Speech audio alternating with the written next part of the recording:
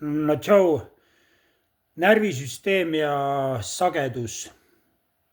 Vaata, enamus inimestel on hästi selline poolik arusaam, mis asi on inimese närvisüsteem ja mis ta funktsioon üldse on. Selline tunne, et kui ma panen näpu, ütleme, vastu pead, siis tänu närvisüsteemile ma tunnen seda, et see on nagu, see vähemalt mul oli enam-vähem selline arusaam, mis asi on närvisüsteem ja see on tema funktsioon. Kui kusagilt midagi valutab, siis see närvisüsteem annab nagu märku, et seal on midagi vajab tähelepanu. Tegelikult närvisüsteem on nii-öelda nähtamatu ja nähtava maailma vahe, nii-öelda siis selle spirituaalse ja füüsilise maailma kanal ja sinu sagedus on ka selles närvisüsteemis. Närvisüsteem, kui tasakaalus on, määrab ära, millise inimesega sa saad suhelda, millise inimesega sul sobib suhelda.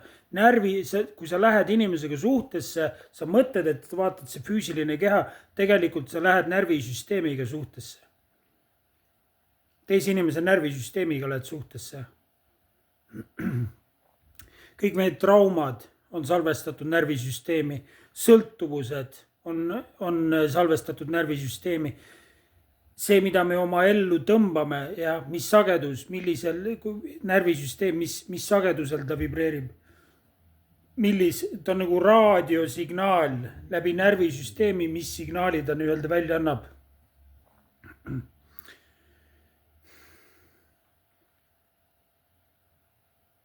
Kui tundlik, kui palju sa tajud keskkonda enda ümber, sõltub sellest närvisüsteemist, sinu närvisüsteemist, kui tasakaalus ta on, kui tundlik, kui heas korras sinu närvisüsteem on.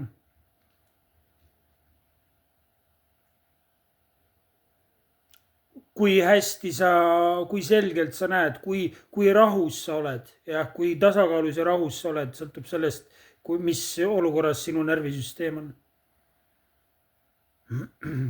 Mida sa oma ellu tõmbad, sõltub sellest sinu närvisüsteemi olukorrast.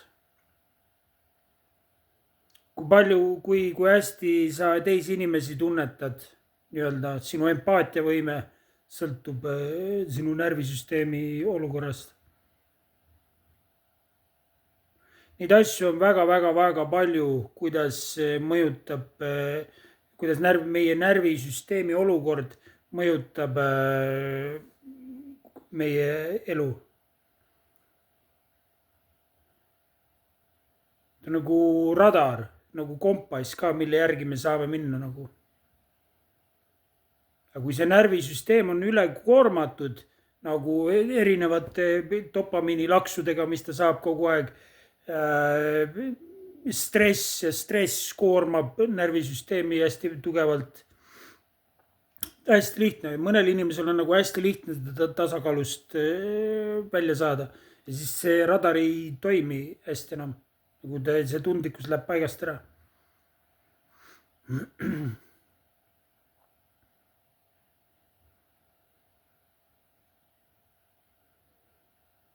jah. Ja siis on, ta mõjutab nagu otseselt meie elu kvaliteeti.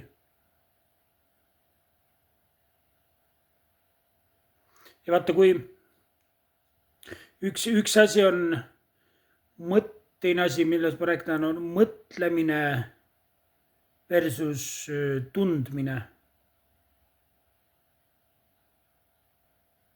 Näiteks, et ma mõtlen, kui sa mõtled, et sa oled tubli ja kui sa tunned, et sa oled tubli. Sa mõtled, et sul on hea olla, teine asi, sa tunned, et sul on hea olla. Sa mõtled, et sa oled rikas, teine asi on, sa tunned, et sa oled rikas. Sa mõtled, et sul on igav, teine asi on, et sa tunned, et sul on igav. sa mõtled, et sul on kurb. Teine asi on, et sa tunned, et sul on kurb. Vaata selle tundega, see on see närvisüsteemis, me tunneme asju. Nagu sellega on vaja ühendust saada. Tähendab mitte nii palju, ma järjest rohkem hakkan aru saama sellest, kui me hakkame lülitama sisse enda sellesse oma tähelepanuga läheme tunnetesse, mida ma tunnen. Mitte selles suhtes, et ja siis saab närvisüsteem, siis selle abil saame hakata nii-öelda siis teistsuguseid kogemusi kogema. Kuna tunne on, läbi tunnete me kogeme reaalsust. Mitte, me oleme nagu enamus ajast selles mentaalses, aga mitte selles tundmises. Teadmine. Kolmas asi, millest ma rääkida tahad. Ma panen kõik need ühte siia samma kokku ära, siis ma saab rahu sellest. Vaata, ütleme näiteks, tee kasvu järgi praegu. Nii, vaata, ma teen teadmise, uskumise ja arvamise vahe. Mis on vahe? Nii. Ja vaata seda sisemise kindluse erinevust. Nagu vaata ja seda saab igale poole peale kleepida seda teadmist. Näiteks see, ma tõstan oma käe ülesse. Nii. Ma tõstan ma tean, et ma tõstan oma käe üles. Mitte ma ei usu, mitte ma ei arva, vaid ma tean, et ma teen seda. Kui miski mind takistama ei tule, nagu keegi mul kuuli pähe ei lase või kätt otsast ära ei lõika siin 30 sekundi jooksul, siis ma tean. Ja tunne seda teadmist. Nüüd mitte intellektuaalselt ära teha, vaid tunne läbi närvisüsteemiga tunneta, et sa tead seda, et sa teed seda. Tõstad käe üles. Ja. Märka seda erinev, mitte niimoodi, et see on nii kindel tunne. Selle tundega on vaja kontakt saada, see on kindel tunne, ma tean, et ma teen seda. Kui miski, tähendab, ma lasen tulemusest lahti, ma ei tea, mis tulemus saab, aga ma tean, et ma teen seda. Kavatsus on, ma tunnen, et ma tean, mitte intellektuaalselt ma ei tea, vaid ma tundega tean, et ma teen seda.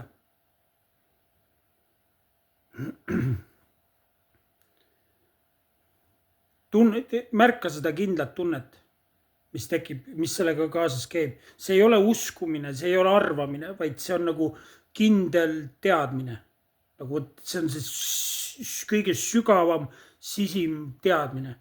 Sellega proovi kontakt saada sellega. Proovi. Ja nüüd küsi endalt, okei, sa saad seda igale poole põhimõtteliselt, seda kindlust, seda sisemist kindlust hakata peale panema.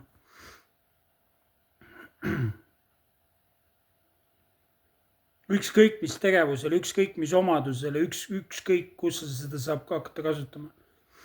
Ma ise hetkel ma järjest rohkem praktiseerin seda nagu. Näiteks ütleme, et ükskõik midagi, mis sul huvi pakub, mis sa tead, oled kogu aeg edasi lükanud. Näiteks ütleme, et on mingisugune asi, mida oled edasi lükanud. Nüüd seesama teadmine, seesama nagu see käe üles tõstmine, ma tean, no ma tunnen, see on kindel, see ei ole kahtlust, ma teen seda. Ma ei tea, kas see mul õnnestub, aga ma tean, see on see kindlus. Proovi selle kindlustundega olla nii palju, kui saad. Nagu proovi. Närvisüsteemi järjest rohkem ühendada selle sama lihtsa kindlustundega, nagu sa tõstad käe üles. See sama tunne, mis tekib, see teadmine, et ma teen seda. See tunne, mis tekib. Nüüd see närvisüsteemi rohkem järjest harjutada selle sama tundega. Sisemine kindlus, sisemine teadmine. Mitte arvamus, seal ei ole ühtegi kahtlust, seal ei ole mitte mingisugust, see ei ole mingi arvamus ega uskumus, see on teadmine, see on sisemine teadmine. tunne, mitte intellektuaalne, tunne.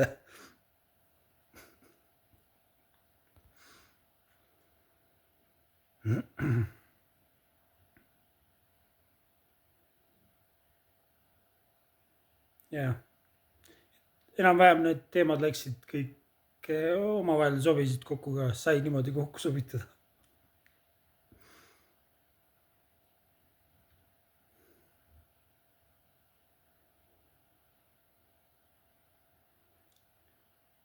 mitte see, et sa ei arva, et sa oled sisemiselt kindel, vaid sa tunned seda.